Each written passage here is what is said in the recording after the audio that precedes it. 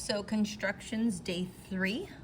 We're going to construct the perpendicular bisector through the given point. So this is similar to what we did on day 2, which is a tad bit different because it has to go through that point.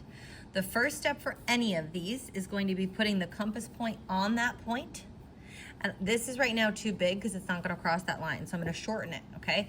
And then you're basically going to make a semicircle. So you're going to make sure that it crosses. And it's okay that I have a gap there because what I need to make sure is I have a point on this side and a point on that side.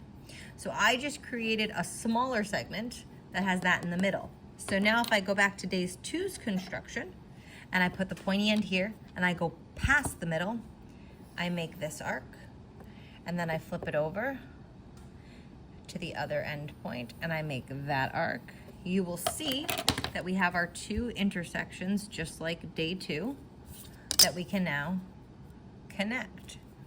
And that's going to be the same process for everything on this front page. So you can use that example for all of those. On the back, it's the same process. It just looks a little bit different because the point is off the line. So same thing, the pointy end needs to go on the point, and then I'm just going to make sure that I extend the compass so it passes that line. And the same rule applies. I need to make like a semicircle kind of, again, as long as it crosses the line in 2 spots. So 1, 2. And then I'll use those 2 spots and go more than halfway. So as long as you're more than halfway. Now this arc might go above that point, might go under that point, it might go directly through that point.